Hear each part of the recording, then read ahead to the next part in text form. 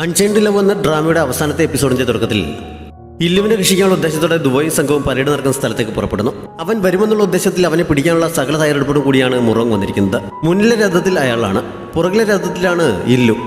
ആൾക്കൂട്ടത്തിനിടയിൽ ഷുലിനും സംഘവും പല ഭാഗങ്ങളിലായി സ്ഥലം പിടിച്ചിട്ടുണ്ട്. യുഷുവിന്റെ നേതൃത്വത്തിലുള്ള സൈന്യം രഥത്തിന് അകമ്പടി സേവിക്കുന്നു. ദുബായ് എത്തുകയാണെങ്കിൽ അമ്പെയ്യാൻ തയ്യാറായ ഒരു സംഘം സൈനികർ റോഡിന് ഇരുവശത്തുമുള്ള കെട്ടിടത്തിന്റെ മുകളിൽ നിൽക്കുന്നുണ്ട്. അങ്ങനെ എല്ലാവരും അവന്റെ വരവും പ്രതീക്ഷിച്ച് തയ്യാറെടുത്ത് നിൽക്കുമ്പോഴാണ് കുതിരപ്പുറത്താരോ അവർക്ക് മുന്നിലെത്തിയത്. വന്നയാളിന്റെ മുഖം കാണാൻ കഴിയാത്ത വിധം മറച്ചിരിക്കുകയാണ്. അയാളുടെ കയ്യിലിരിക്കുന്നത് ദുബോയുടെ വാളായതുകൊണ്ട് അത് ദുബോ ആയിരിക്കണമെന്ന് കരുതി യുഷു അവനെ പിടിക്കാനായി പോകുന്നു. അവർക്ക് പിടികൊടുക്കാതെ അയാൾ കുതിരപ്പുറത്ത് അവിടെ നിന്ന് പായുന്നുണ്ട്. അപ്പോഴേക്കും ഇരുവശത്തെയും കെട്ടിടത്തിന് മുകളിൽ മറിഞ്ഞു നിന്നവരൊക്കെ പുറത്തിറങ്ങി വന്ന് അമ്പെയ്യാൻ തുടങ്ങിയിരുന്നു. അതിൽ നിന്നൊക്കെ അതിവിദഗ്ധമായി രക്ഷപ്പെട്ട അയാൾ മുന്നോട്ട് പോവുകയാണ്. യുഷു അയാളുടെ പുറകെ കുറേ ദൂരം ചെന്ന ശേഷമാണ് അത് ദുബോ അല്ല കാവോ ആണെന്നറിയുന്നത്. അവൻ വേഗം തിരികെ പോകുന്നുണ്ട്. അപ്പോഴേക്കും സൈനികർക്കിടയിൽ അവരുടെ വശത്തിൽ നിന്ന ദുവോ രഥത്തിലേക്ക് ചാടിക്കയറുന്നു. അതോടെ എല്ലാവരും അവന്റെ നേർക്ക് തിരിയുന്നു. ഷുലിനി സംഘവും അവിടെ എത്തി അവരെ നേരിടുന്നുണ്ട്. ഇരുകൂട്ടരും തമ്മിൽ നല്ല ഫൈറ്റ് തന്നെ നടക്കുന്നു. ലിയാനും അവർക്കിടയിലുണ്ട്. ദുവോ മുന്നിലുണ്ടായിരുന്നവരെല്ലാം തട്ടിമാറ്റി ഇല്ലുവിന്റെ രഥത്തിനുള്ളിൽ എത്തിയപ്പോഴാണ് അതിനുള്ളിൽ വേഷം കെട്ടിച്ചിരുത്തിരിക്കുന്നത് യുലുവിനെ ആയിരുന്നു എന്നറിയുന്നത്. മുറോങ് നിങ്ങളെ ട്രാപ്പിലാക്കിയിരിക്കുകയാണ്. ഇല്ലു അയാൾക്കൊപ്പം ആ രഥത്തിലാണ് എന്ന് വായിലെ തുണി മാറ്റിയപ്പോൾ യുലു വിളിച്ചു പറയുന്നു. അപ്പോഴേക്കും മുറോങ് അയാളുടെ രഥത്തിൽ സെറ്റ് ചെയ്തിരുന്ന ഒരു സ്വിച്ച് ഉപയോഗിച്ച് ദുവോയുടെ നേർക്ക് അമ്പുകൾ ചെയ്യാൻ തുടങ്ങുന്നു. ദുവോ തട്ടിമാറ്റുന്നുണ്ടെങ്കിലും ഒരെണ്ണം യുലുവിന്റെ നെഞ്ചിൽ തറയ്ക്കുന്നു. അവൾ അപ്പോൾ തന്നെ മരിക്കുന്നുണ്ട്. അധികം പിടിച്ചു നിൽക്കാൻ കഴിയാതെ ദുവോയും ഒരമ്പേറ്റ് താഴെ വീഴുന്നു. അതിനുശേഷമാണ് മുറോങ് അത് നിർത്തിയത്. അയാളുടെ രഥത്തിനുള്ളിൽ തന്നെ ഇല്ലുവിനെ മയക്കി കിടത്തിയിട്ടുണ്ടായിരുന്നു. ദുവോ നിലത്തുനിന്ന് എഴുന്നേറ്റ് അയാൾക്ക് നേരെ വാളെറിയുന്നുണ്ടെങ്കിലും അയാൾ ഒഴിഞ്ഞു മാറുന്നു. മുന്നിൽ വന്നവരെയൊക്കെ തട്ടിമാറ്റി അവൻ അയാളുടെ അടുത്തേക്ക് ചെന്നപ്പോഴാണ് ഇല്ലുവിനെ താങ്ങി പിടിച്ച് മുന്നിൽ നിർത്തി അവളുടെ കഴുത്തിന് കുത്തിപ്പിടിച്ചുകൊണ്ട് അയാൾ ഭീഷണിപ്പെടുത്തിയത്. അപ്പോഴേക്കും കാവോയുടെ പുറകെ പോരുന്ന യുഷുവും സംഘവും തിരികെ എത്തി ലിയാനെയും ഷിലിനെയും ഒക്കെ കീഴടക്കുന്നത്. ദുബോയ്ക്ക് ആയുധം താഴെയിടേണ്ടി വരുന്നു. അവൻ ഇല്ലുവിനെ കുറെ തവണ വിളിക്കുന്നുണ്ട്. അപ്പോഴാണ് അവൾ കണ്ണു തുറന്നത്. അവനെ കണ്ടവൾ തിരിച്ചറിഞ്ഞതോടെ അവൾക്ക് കുഴപ്പമൊന്നുമില്ല എന്ന് മുറോങ്ങിന് ബോധ്യമാകുന്നു. അവളോട് പറഞ്ഞിരുന്ന പോലെ ദുബോയെ കുതിരകളെ കൊണ്ട് കെട്ടിവലിപ്പിച്ച് അവന്റെ ശരീരം കഷ്ണങ്ങളായി കീറിമുറിപ്പിക്കാൻ അയാൾ ഓർഡർ നൽകുന്നു. 5 കുതിരകളെ 5 വശങ്ങളിലായി നിർത്തി അവന്റെ ശരീരങ്ങളിൽ കയറിട്ട് കെട്ടിവലിക്കാൻ തുടങ്ങുന്നു. അവന്റെ കൂടെയുള്ളവർക്കെല്ലാം കണ്ടു നിൽക്കാനേ കഴിയുന്നുള്ളൂ. അവരെ ഉപദ്രവിക്കരുതെന്ന് ഇല്ലു കരഞ്ഞുകൊണ്ട് പറയുന്നു. അവൾ മുറോങ്ങിനെ തള്ളി എറിഞ്ഞിട്ട് പുറത്തേക്ക് ഓടുന്നുണ്ടെങ്കിലും കാവൽക്കാർ അവളെ തടയുന്നു. അവസാനം അവൾ മനോനില തെറ്റിയതുപോലെ പൊട്ടിച്ചിരിക്കാനും പരസ്പര ബന്ധമില്ലാതെ ഓരോന്ന് പറയാനും തുടങ്ങുന്നു. കിരീടം തലയിൽ നിന്ന് കളയുന്നുമുണ്ട്. ഈ സമയത്ത് മുറോങ് മുമ്പത്തെ കിരീടാവകാശിയായിരുന്ന കുമാരനെ കൊന്ന് സിംഹാസനം തട്ടിയെടുത്തയാണെന്ന് ലിയാൻ ഉറക്കെ വിളിച്ചു പറയുന്നു. ഷുലിനും ദുബോയുടെ ആൾക്കാരും അത് ഏറ്റു പറയാൻ തുടങ്ങുന്നു. അതോടെ അവിടെ കൂടിയിരുന്ന ജനങ്ങളും അതിനെക്കുറിച്ച് അറിയുന്നു. അവരും അത് ഏറ്റു പറയുന്നുണ്ട്. മുറോങ് രാജാവായിരിക്കാൻ യോഗ്യതയില്ലാത്തവനാണ് എന്ന് പറഞ്ഞ് അവർ ബഹളമുണ്ടാക്കാൻ തുടങ്ങിയതോടെ ആകെ ഭ്രാന്ത് കയറി മുറോങ് അവരെല്ലാം കൊല്ലാൻ ഉത്തരവിടുന്നു. യുഷുവിന് അങ്ങനെ ചെയ്യാൻ മനസ്സ് തോന്നുന്നില്ലെങ്കിലും അയാളെ അനുസരിക്കാതിരിക്കാൻ കഴിയാത്തതുകൊണ്ട് ജനങ്ങളുടെ നേർക്ക് തിരിയേണ്ടി വരുന്നു. അപ്പോഴേക്കും അവിടെ എത്തിയ കാവോ ദുബോയ്ക്ക് ചുറ്റുമുണ്ടായിരുന്ന സൈനികരെ ആക്രമിച്ച് അവനെ കിട്ടിയിരുന്ന കയറൊക്കെ മുറിച്ചു വിടുന്നുണ്ട്. താഴെ വീണ ദുബോയുടെ കയറെല്ലാം ഊരി മാറ്റി അവൻ സ്വതന്ത്രനാകുന്നു. അപ്പോഴേക്കും ലിയാനും ഷിലിനും ഒക്കെ എഴുന്നേറ്റ് ഫൈറ്റ് ചെയ്യാൻ തുടങ്ങിയിരുന്നു. ഇല്ലു ഇപ്പോഴും ഒരു ഭ്രാന്തിയെ പോലെ നിൽക്കുകയാണ്. ദുബോ സ്വതന്ത്രമായത് കണ്ട് അവനെ കൊല്ലാൻ മുറോങ് വിളിച്ചു പറയുന്നുണ്ട്. പക്ഷെ ആക്രമിക്കാൻ വന്നവരൊക്കെ എതിർത്തുകൊണ്ട് ദുബോ മുന്നോട്ട് ചെല്ലുന്നു. അവൻ ഇല്ലുവിന്റെ തൊട്ടടുത്തെത്തിയെങ്കിലും അവൾ അവനെ തിരിച്ചറിയാത്ത വിധത്തിൽ നിൽക്കുകയാണ്. അപ്പോഴേക്കും യുഷു വീണ്ടും അവർക്കരികിലേക്ക് എത്തുന്നതിനാൽ എല്ലാവരും കൂടി ദുബായെ പിടിച്ചുകൊണ്ട് അവിടെ നിന്ന് പോകുന്നു. ഇല്ലു കരയുകയാണോ ചിരിക്കുകയാണോ തിരിച്ചറിയാൻ കഴിയാത്ത വിധം അവിടെ നിൽപ്പുണ്ട്. പ്രേതബാധയേറ്റ് മനോനില തെറ്റിയ ഇല്ലുവിനെ ഫുറ്റു പഗോഡയിൽ തടവിലാക്കാൻ രാജമാതാവ് ഉത്തരവിടുന്നു. ആദ്യത്തെ രാജാവ് മരിച്ച സമയത്ത് അവളെ കൊല്ലാൻ വേണ്ടി കൊണ്ടുവന്നത് അവിടെയായിരുന്നു. മരണത്തിൽ നിന്ന് തലതാരിടയ്ക്ക് രക്ഷപ്പെട്ട് അന്ന് അവിടെ നിന്ന് പുറത്തുപോയെങ്കിലും ചുറ്റിത്തിരിഞ്ഞ് അവസാനം ഇവിടെ തന്നെ എത്തിയല്ലോ എന്ന് അവിടേക്ക് നടക്കുമ്പോൾ ഇല്ലു മനസ്സിൽ വിചാരിക്കുന്നുണ്ട്. ദുബോയെ ട്രീറ്റ് ചെയ്തുകൊണ്ടിരിക്കുന്നതിനിടയിലാണ് അടുത്ത് നിൽക്കുന്ന കാവോയ്ക്ക് എന്തോ പ്രശ്നമുണ്ടെന്ന് എല്ലാവരും ശ്രദ്ധിക്കുന്നത്. വിവരം തിരക്കിയപ്പോഴാണ് ആക്രമണത്തിനിടയിൽ അവന്റെ പുറത്ത് നല്ലൊരു കുത്തുകൊണ്ടിരുന്നു എന്ന വിവരം അവൻ പറയുന്നത്. അതുവരെയും പറയാതിരുന്നതുകൊണ്ട് തന്നെ അവന്റെ കണ്ടീഷൻ കുറച്ച് മോശമായിരുന്നു. പെട്ടെന്ന് തന്നെ വൈദ്യരെ വിളിക്കാനൊക്കെ ആളെ വിടുന്നുണ്ടെങ്കിലും എത്താൻ കുറച്ച് താമസിക്കുന്നു. ടോങ് ഭയങ്കരമായി കരയാൻ തുടങ്ങിയിരുന്നു. കാവോ മരിക്കാൻ പോവുകയാണെന്ന് തന്നെ എല്ലാവരും കരുതുന്നു. ദുബോ അവനെ താങ്ങി പിടിച്ചുകൊണ്ട് അവന്റെ കൂടെ തന്നെ ഇരിക്കുകയാണ്. ഒരു കുഴപ്പവുമില്ലാതെ അവനെ തിരികെ കൊണ്ടുവരാമെന്ന് പറഞ്ഞിട്ട് ഈ അവസ്ഥയിൽ എത്തിച്ചതിന് ടോങ് ദുബോയോട് ദേഷ്യപ്പെടുന്നു. അവൾ പറയുന്നൊന്നും മനസ്സിൽ വെക്കരുത്. എന്നോടുള്ള ഇഷ്ടം കൊണ്ടാണ് ഇങ്ങനെ സംസാരിക്കുന്നത്. ഞാൻ മരിച്ചാലും അവളുടെ സംരക്ഷണം ഏറ്റെടുക്കണം. സ്വന്തം ചേട്ടനെ പോലെയാണ് ഞാൻ കണ്ടിട്ടുള്ളത് എന്നൊക്കെ കുറെ സെന്റി ഡയലോഗുകൾ കാവോ ദുബോയോട് പറയുന്നു. അവൻ മരിക്കാൻ തന്നെ പോവുകയാണെന്ന് കരുതി എല്ലാവരും കരയുകയാണ്. ഇന്ന് വരെ ഇങ്ങനെയുള്ള വികാരങ്ങളൊന്നും സ്വാധീനിച്ചിട്ടില്ല. ഷുലിൻ പോലും കരയുന്നുണ്ട്.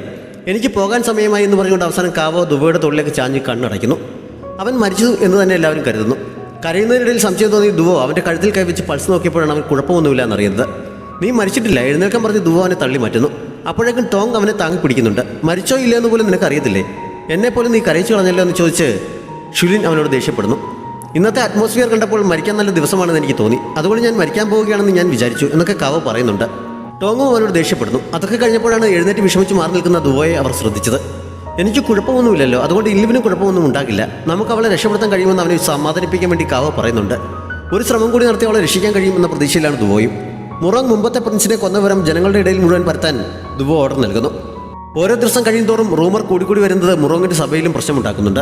ഈ പ്രശ്നം ശരിക്കും അവസാനിക്കണമെങ്കിൽ പ്രിൻസ് റോങ് എങ്ങനെയാണ് കൊല്ലപ്പെട്ടതെന്ന് അന്വേഷിച്ച് ബോധ്യപ്പെടുത്തണമെന്ന് മന്ത്രിമാർ ആവശ്യപ്പെടുന്നു. മുറോങ് തന്റെ വാളുമായി മന്ത്രിമാർക്കിടയിലേക്ക് ഇറങ്ങിച്ചെന്ന് ആ ആവശ്യം മുന്നോട്ട് വെച്ച മന്ത്രിയെ അപ്പോൾ തന്നെ കൊല്ലുന്നുണ്ട്. അവൻ വേറെയും മന്ത്രിമാർക്ക് നേരെ തിരിഞ്ഞ സമയത്താണ് രാജമാതാവ് അവിടെ എത്തിയത്. മുറോങ് കാണിച്ചു കൂട്ടുന്നതൊക്കെ കണ്ട് തന്റെ അധികാരം ഉപയോഗിച്ച് അവനെ രാജാവിന്റെ സ്ഥാനത്ത് നിന്ന് മാറ്റാനുള്ള ഉത്തരവിറക്കാൻ പോവുകയാണെന്ന് രാജമാതാവ് അറിയിക്കുന്നു. മുറോങ് പക്ഷേ അത് കാര്യമാക്കാതെ അവരെ വീട്ടുതടങ്കലിലാക്കാൻ ഉത്തരവിടുന്നു. അവന്റെ ഓർഡർ കേട്ട് അവർ ബോധം കെട്ട് വീഴുന്ന പോലെ ആയെങ്കിലും അവൻ അതൊന്നും മൈൻഡ് ചെയ്യുന്നതേയില്ല. ഇങ്ങനെ പരാതികൾ പറയാനായി മാത്രം അടുത്ത ദിവസം മുതൽ ആരും സഭയിലേക്ക് വരണ്ട. എന്തെങ്കിലും അറിയിക്കാനുണ്ടെങ്കിൽ അത് മെമ്മോറിയൽസായി എഴുതി കൊടുത്തുവിട്ടാൽ മതി എന്നറിയിച്ചിട്ട് മുറോങ് അവിടെ നിന്ന് പോകുന്നു. രക്ഷപ്പെട്ടുപോയ ദുവോ കൂടുതൽ ശക്തിയോടെ ആക്രമിക്കാൻ വരെ സാധ്യതയുള്ളതുകൊണ്ട് കൊട്ടാരത്തിന് ചുറ്റുമുള്ള കാവൽ ശക്തിപ്പെടുത്താൻ മുറോങ് യുഷുവിന് ഓർഡർ നൽകുന്നു. അവനിപ്പോൾ ചെയ്തു കൂട്ടുന്നതൊക്കെ കുറച്ച് കൂടി പോകുന്നുണ്ട്. ഇങ്ങനെയാണെങ്കിൽ ചരിത്രം അവനെ ദുഷ്ടനായ ഒരു രാജാവായി രേഖപ്പെടുത്തും എന്നൊക്കെ സുൻ അന്ന് മുറോങ്ങിനെ ഉപദേശിക്കുന്നു. എനിക്കെതിരായി പറയുന്നവർ ആരും ജീവിച്ചിരിക്കേണ്ട, അവർ മരിക്കണമെന്ന് പറഞ്ഞ് മുറോങ് അയാളെയും കൊല്ലുന്നു. മുറോങ് ചെയ്തു കൂട്ടുന്നതിനെക്കുറിച്ചൊക്കെ വാൻവാന് ഭക്ഷണമായി എത്തി അവളുടെ തോഴി അവളെ അറിയിക്കുന്നു. അയാൾ സുന്നിനെ അവരെ കൊന്നു എന്നറിഞ്ഞ വാൻവാന് പിന്നെ അടങ്ങിയിരിക്കാൻ കഴിയുന്നില്ല. അവൾ തന്റെ വേഷത്തിൽ തോഴി അവിടെ ഇരുത്തിയിട്ട് തോഴിയുടെ വേഷത്തിൽ അവിടെ നിന്ന് പുറത്തു കടക്കുന്നു.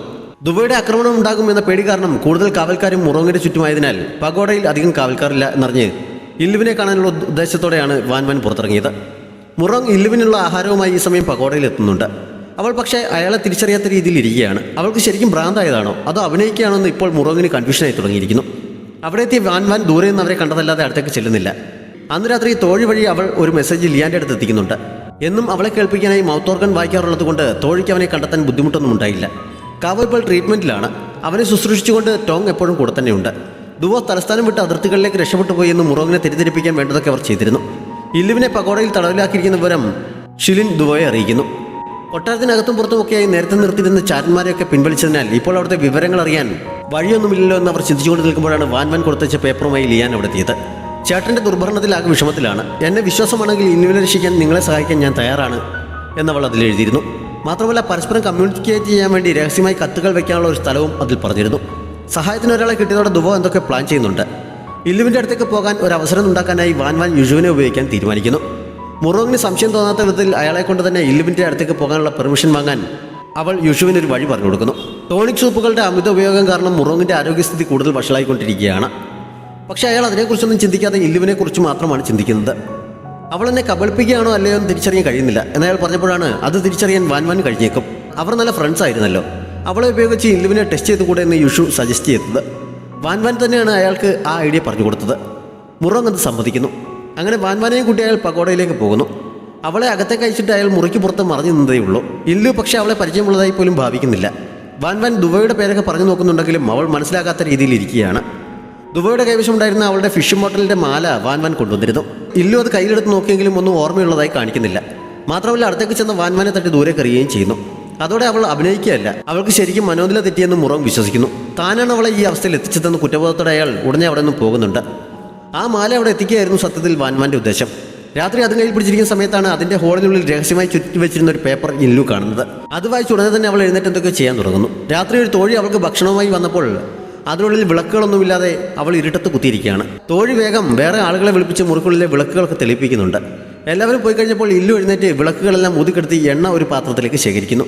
മാത്രമല്ല തുണിയുടെ അറ്റം വലിച്ചു കീറിയ റിബൺ പോലെ ജനാലയിൽ അത് കെട്ടിയിടുന്നുണ്ട്. ദൂരെ നിന്ന് പകോട നിരീക്ഷിച്ചുകൊണ്ടിരിക്കുകയായിരുന്ന ദുബൈക്ക് ദിവസങ്ങൾ അറിയാൻ വേണ്ടിയാണ് അവൾ അങ്ങനെ ചെയ്യുന്നതെന്ന് മനസ്സിലാകുന്നുണ്ട്. ഇല്ലുവിന് കാണാൻ വേണ്ടി വിളക്കുകൾ വെച്ച് പട്ടങ്ങൾ ഉപയോഗിച്ച് രാത്രി അവൻ ആകാശത്ത് ചെറിയ ഷോ ഒക്കെ നടത്തുന്നുണ്ട്. അവൻ എന്താണ് ചെയ്യുന്നതെന്ന് ആദ്യം ലിയാനും മറ്റുള്ളവർക്കും മനസ്സിലാക്കുന്നില്ല. പിന്നീട് അത് കണ്ടു കഴിഞ്ഞപ്പോൾ അവൻ്റെ ഐഡിയ അവർ പുകഴ്ത്തുന്നുണ്ട്. പകോടയ്ക്കുള്ളിൽ നിന്ന് ഇല്ലുവും അത് കാണുന്നുണ്ട്. അടുത്തേക്ക് വരാൻ കഴിയുന്നില്ലെങ്കിലും സാന്നിധ്യം അറിയിക്കാൻ വേണ്ടി അവൻ ഓരോ വഴി കണ്ടെത്തുന്നത് അവളെ സന്തോഷിപ്പിക്കുന്നു. കൊട്ടാരസഭ ദിവസം കൂടാതായതും മന്ത്രിമാരിൽ ചിലരെ കൊന്നതുമൊക്കെ രാജ്യത്തിന്റെ ഭരണകാര്യങ്ങൾ ആകെ താറുമാറാക്കിയിരിക്കുകയാണ്. പലരും സുഖമില്ല എന്ന പേര് പറഞ്ഞ് ലീവ് എടുത്ത് കൊട്ടാരത്തിലേക്ക് ഇപ്പോൾ വരാറ് പോലുമില്ല. പേടിക്കാൻ ദുബൈയില്ലാതായതോടെ എല്ലാവരും തന്നെ ധിക്കരിക്കാൻ തുടങ്ങിയിരിക്കുന്നു എന്ന് മുറോങ് തിരിച്ചറിയുന്നു. അതേപോലെ തന്നെ അയാൾക്ക് പരിക്ക് പറ്റിയ സമയത്ത് അയാളെ ചികിത്സിച്ച വൈദ്യന്റെ ഭാര്യ അയാൾക്ക് കുട്ടികൾ ഉണ്ടാകില്ല എന്നൊരു റൂമർ പറഞ്ഞു വരുത്തിയിരുന്നു. ജനങ്ങൾക്കിടയിൽ അതും ഇപ്പോൾ വൈറലായിക്കൊണ്ടിരിക്കുകയാണ് എന്ന് യുഷു മുറോങ്ങിനെ അറിയിക്കുന്നു. എല്ലാ അർത്ഥത്തിലും ഒരു രാജാവ് എന്ന നിലയിൽ താൻ ഒരു പരാജയമായി മാറിക്കൊണ്ടിരിക്കുകയാണെന്ന് മുറോങ്ങിന് തന്നെ മനസ്സിലാക്കുന്നുണ്ട്. കുട്ടികൾ ഉണ്ടാകില്ല എന്ന് പറയുന്നത് വെറുതെയാണ്. തനിക്കിപ്പോഴും കുഴപ്പമൊന്നുമില്ലെന്ന് കാണിക്കാൻ അയാൾ പല വഴികളിലും ട്രൈ ചെയ്ത് നോക്കുന്നു. പക്ഷെ അതുകൊണ്ടൊന്നും ഒരു പ്രയോജനം ഉണ്ടാകുന്നില്ല. ഇതിനെക്കുറിച്ചൊക്കെ അറിഞ്ഞ് വാൻവാൻ അയാളെ കണ്ട് സംസാരിക്കാൻ എത്തുന്നുണ്ട്. ഇല്ലുവിൻ്റെ കാര്യത്തിൽ സഹായിച്ചതോടെ അവളുടെ വീട്ടുതടങ്കലൊക്കെ അയാൾ അവസാനിപ്പിച്ചിരുന്നു. അടുത്ത് തന്നെ നടക്കാൻ പോകുന്ന ലാൻഡൻ ഫെസ്റ്റിവൽ ദിവസം കൊട്ടാരത്തിനുള്ളിൽ ഒരു ആഘോഷം സംഘടിപ്പിക്കുന്നതിനെ പറ്റി അവൾ അയാളുടെ അഭിപ്രായം ചോദിക്കുന്നു. അവളുടെ ഇഷ്ടം പോലെ എന്താണെന്ന് വെച്ചാൽ ചെയ്തോളാൻ അയാൾ പറയുന്നുണ്ട്. വാൻവാൻ തന്നെയാണ് ആഘോഷത്തിന്റെ ഒരുക്കങ്ങൾക്കെല്ലാം നേതൃത്വം നൽകിയത്. ദുബൈക്ക് സംഘത്തിനും കൊട്ടാരത്തിനുള്ളിൽ കടക്കാൻ ഒരു അവസരം ഉണ്ടാക്കാൻ വേണ്ടിയാണ് അവൾ അങ്ങനെ ചെയ്തത്. വലിയൊരു വണ്ടിക്ക് മുന്നിൽ സെറ്റ് ചെയ്ത ഒരു ലാൻഡഡ് ഡ്രീം ഹൗസിന്റെ ഓണർ കൊട്ടാരത്തിന് മുന്നിൽ എത്തിക്കുന്നു. അതിനുള്ളിൽ ദുബോയും മറ്റുള്ളവരും കൊട്ടാരം ജോലിക്കാരുടെ വേഷത്തിൽ നിൽപ്പുണ്ട്. ഗേറ്റിനടുത്ത് ചെക്കിങ്ങിനുണ്ടായിരുന്ന യുഷു വണ്ടി തടഞ്ഞ് അതിനുള്ളിൽ പരിശോധന നടത്തണമെന്ന് പറയുന്നുണ്ടെങ്കിലും അതിലെവിടെയെങ്കിലും തൊട്ടാൽ തകരാർ സംഭവിക്കുന്ന രീതിയിലാണ് അത് രൂപകൽപ്പന ചെയ്തിരിക്കുന്നത്. അതിന് നാശം സംഭവിച്ചാൽ ഇത് പ്രത്യേകം ഓർഡർ ചെയ്ത് വരുത്തിച്ചിരിക്കുന്ന വാൻവാന് നിരാശയാകും എന്നൊക്കെ പറഞ്ഞ് അവനെ കൺവിൻസ് ചെയ്യിച്ച് അത് അകത്തേക്ക് കടത്തി പിടിക്കുന്നുണ്ട്. സുരക്ഷിതമായ സ്ഥലത്തെത്തിച്ച ശേഷം വാൻവാന്റെ തോഴി സിഗ്നൽ നൽകിയതനുസരിച്ച് ദുബോയും കൂടെയുള്ളവരും പുറത്തിറങ്ങുന്നു. വാൻവാനുമായി പ്ലാൻ ചെയ്തിരുന്ന പോലെ അവർ പല വഴിക്ക് പിരിയുന്നുണ്ട്. മുറിക്കുള്ളിൽ തന്നെ ചടഞ്ഞുകൂടിയിരുന്ന മുറങ് പുറത്തു നടക്കുന്ന ഒരുക്കങ്ങളൊന്നും അറിഞ്ഞിരുന്നില്ല. ഇടയ്ക്കെപ്പോഴും അയാൾ പുറത്തേക്ക് നോക്കിയപ്പോഴാണ് ലാൻഡൻ ഫെസ്റ്റിവലിനായുള്ള ഒരുക്കങ്ങൾ കാണുന്നത്. കഴിഞ്ഞ വർഷത്തെ ലാൻഡൻ ഫെസ്റ്റിവൽ ദിവസം സ്വന്തം കൈകൊണ്ടുണ്ടാക്കിയ വിളക്കുകൾ അലങ്കരിച്ച് ഇല്ലുവിനെ കാണിച്ചതും അവൾ അത് ഇഷ്ടപ്പെട്ടു എന്ന് പറഞ്ഞതുമൊക്കെ അയാൾ അപ്പോൾ ഓർക്കുന്നുണ്ട്. ആ സമയത്ത് അവളുടെ ഓർമ്മയിൽ അറിയാതെ അയാളുടെ കണ്ണുകൾ നിറഞ്ഞൊഴുകുന്നു. വിളക്കുകളൊക്കെ റെഡിയായി കഴിഞ്ഞു എന്നറിയിക്കാൻ വന്ന യുഷുവിനെയും കൂട്ടി ഇല്ലുവിനെ കാണുന്ന അയാൾ പഗോഡയിലേക്ക് പോകുന്നു. ദുവോ പഗോഡയുടെ മുന്നിൽ വരെ എത്തിയ സമയത്താണ് മുറങ് അവിടേക്ക് വന്നത്. അതുകൊണ്ട് അവൻ ഒളിച്ചു നിൽക്കുന്നു. അവിടെ കാവൽക്കാരെ ഒന്നും കാണാത്തത് കൊണ്ട് മുറങ് ദേഷ്യപ്പെട്ടപ്പോൾ യുഷു കൂടെ ഉണ്ടായിരുന്നവരെ കാവൽക്കാരെ വിളിക്കാനായി പറഞ്ഞയക്കുന്നു. പടികൾ കയറാൻ അവന്റെ സഹായം വേണമായിരുന്നെങ്കിലും താഴെ വാതിലിനടുത്ത് അവനെ നിർത്തിയിട്ട് മുറങ് തനിച്ചാണ് മുകളിലേക്ക് പോയത്. ദുവോ രക്ഷിക്കാൻ വരുന്നവൻ പ്രതീക്ഷിച്ചിരിക്കുകയായിരുന്നു ഇല്ലു ഈ സമയം. അന്ന് എത്തുമെന്ന് അവൾക്ക് നൽകിയ കത്തിൽ അവൻ എഴുതിയിരുന്നു. അത്രയും ദിവസങ്ങൾ കൊണ്ട് അവൾ ശേഖരിച്ച് എണ്ണ കുറെ പാത്രങ്ങളിലാക്കി അവളെ ഒളിപ്പിച്ചു വെച്ചിട്ടുണ്ട്. അവൻ വരുന്നതും പ്രതീക്ഷിച്ച് അക്ഷമയോടെ നിൽക്കുമ്പോഴാണ് മുറങ് അവിടെ എത്തിയത്. ആദ്യം വാതിൽ തുറക്കാൻ അയാൾ തുടങ്ങിയെങ്കിലും പിന്നീട് വേണ്ടെന്ന് വെച്ച് വാതിലിൽ മുട്ടി അവളോട് സംസാരിക്കുന്നു. കഴിഞ്ഞ വർഷത്തെ ഫെസ്റ്റിവൽ ദിവസം ഞാൻ ഉണ്ടാക്കി നൽകിയ വിളക്കുകൾ നിനക്ക് ഓർമ്മയുണ്ടോ? അന്ന് നീ വളരെ സന്തോഷവതിയായിരുന്നു. ആ മുഖം ഞാൻ ഒരിക്കലും മറക്കില്ല. ഈ വർഷത്തെ ഫെസ്റ്റിവൽ ദിവസം നിന്നെ എൻ്റെ അടുത്തേക്ക് കൊണ്ടുവന്ന് അതുപോലെ വിളക്കുകൾ കാണിക്കണം എന്നാണ് ഞാൻ ആഗ്രഹിച്ചിരുന്നത്. നീ എനിക്കൊപ്പം വരികയാണെങ്കിൽ നീ ഇതുവരെ ചെയ്ത തെറ്റുകളൊക്കെ ക്ഷമിക്കണം എന്ന് ഞാൻ കരുതിയിരുന്നതാണ്. പക്ഷേ ഇനിയിപ്പോൾ അതൊന്നും പറഞ്ഞിട്ട് കാര്യമില്ല. നീ എന്നും എൻ്റെ കൂടെ തന്നെ ആയിരിക്കാൻ ഞാൻ ഒരു വഴി കണ്ടെത്തി കഴിഞ്ഞു എന്ന് പറഞ്ഞ് താക്കോൽ അവിടെ എറിഞ്ഞു കളഞ്ഞിട്ട് അയാൾ അവിടെ നിന്ന് തിരികെ പോകുന്നു. അയാളുടെ ഉദ്ദേശം എന്താണെന്ന് അവൾക്ക് മനസ്സിലാക്കുന്നില്ല. താഴെ യുഷുവിൻ്റെ അടുത്തെത്തിയപ്പോൾ ടവറിൻ്റെ വാതിലടച്ച് സീൽ ചെയ്യാൻ അയാൾ ഓർഡർ നൽകുന്നു. അങ്ങനെ ചെയ്താൽ ഇല്ലു അതിനുള്ളിൽ കിടന്ന് മരിക്കില്ല എന്ന് യുഷു ചോദിച്ചപ്പോൾ അങ്ങനെ അവൾ എന്നും എൻ്റെ കൂടെ തന്നെ ഉണ്ടാകും എന്ന് പറഞ്ഞ് അയാൾ മുന്നോട്ട് നടക്കുന്നു. യുഷുവിന് അയാളുടെ ഭ്രാന്തൻ തീരുമാനം മാനസികമായി ഉൾക്കൊള്ളാൻ കഴിയുന്നില്ലെങ്കിലും വേറെ വഴിയില്ലാത്തത് കൊണ്ട് അവനത് നടപ്പിലാക്കാനായി അകത്തേക്ക് പോകുന്നു. അവിടെ മറന്നു നിൽപ്പുണ്ടായിരുന്ന ദുവോ ഇത് കേൾക്കുന്നുണ്ട്. യുഷു ഇൻലുവിൻ്റെ മുറിയുടെ മുന്നിൽ ചെന്ന് അവളോട് ക്ഷമ പറഞ്ഞുകൊണ്ട് മുറി സീൽ ചെയ്യുകയാണെന്ന് അറിയിക്കുന്നു. ചെയ്യരുത്, വാതിൽ തുറക്കാൻ പറഞ്ഞവൾ ബഹളം വയ്ക്കുന്നുണ്ടെങ്കിലും അവൻ അത് കാര്യമാക്കാതെ ഡോർ സീൽ ചെയ്യിപ്പിച്ചിട്ട് അവിടെ നിന്ന് പോകുന്നു. എന്ത് ചെയ്യണമെന്നറിയാതെ ഇല്ലു കുറേ സമയം സംശയിച്ചു നിന്നെങ്കിലും പിന്നീട് അതുവരെ ശേഖരിച്ചു വെച്ചിരുന്ന എണ്ണയെല്ലാം വാതിലിന് മുകളിലേക്ക് കോരിയൊഴിച്ചവൾ അതിന് തീയിടുന്നു.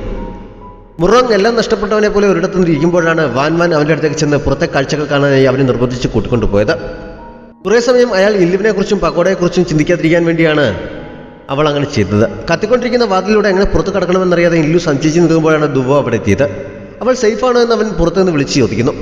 ആണ് എന്നറിഞ്ഞപ്പോൾ വാതിലിൻ്റെ അടുത്ത് നിന്ന് മാറി നിൽക്കാൻ പറഞ്ഞിട്ട് അവൻ വാതിൽ ചവിട്ടി പൊളിക്കുന്നു. അവനും അകത്തേക്ക് ചെന്ന് വീഴുന്നുണ്ടെങ്കിലും കുഴപ്പമൊന്നും പറ്റുന്നില്ല. അവളെയും കൊണ്ട് പുറത്ത് കിടക്കുന്നതിന് മുമ്പ് അവൻ ആ മുറിക്ക് മൊത്തത്തിൽ തീയിടുന്നുണ്ട്. രക്ഷപ്പെട്ട് മുറിക്ക് പുറത്തെത്തി കഴിഞ്ഞപ്പോൾ ദുവോ തൻ്റെ വാൾ അതിനുള്ളിലേക്ക് എറിയുന്നു.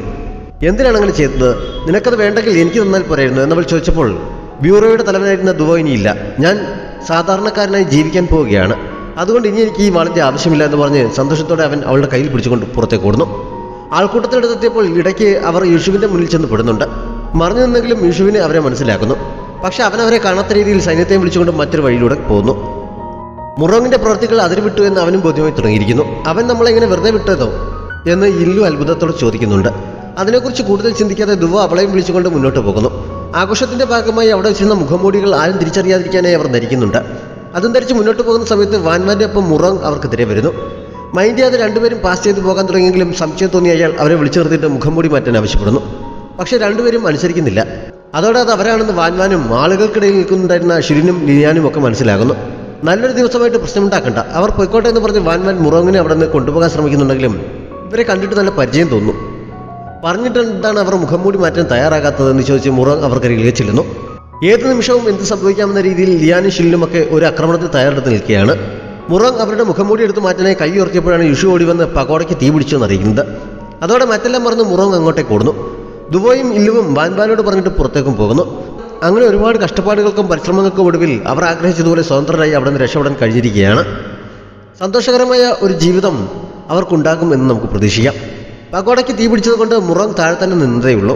പരിശോധനയ്ക്ക് പോയി വന്ന യുഷു ഇൻലുവിൻ്റെ കത്തിക്കരിഞ്ഞ ബോഡി കണ്ടെടുത്തു എന്ന് അയാളോട് കള്ളം പറയുന്നു. അവൾ മരിച്ചു എന്നറിഞ്ഞതോടെ എല്ലാം നഷ്ടപ്പെട്ടവനെ പോലെ തിരികെ നടന്ന മുറങ് കുറച്ച് മുന്നോട്ട് ചെന്ന് അവിടെ തന്നെ മറിഞ്ഞു വീണ് മരിക്കുന്നിടത്ത് ഈ ഡ്രാമ അവസാനിക്കുന്നു.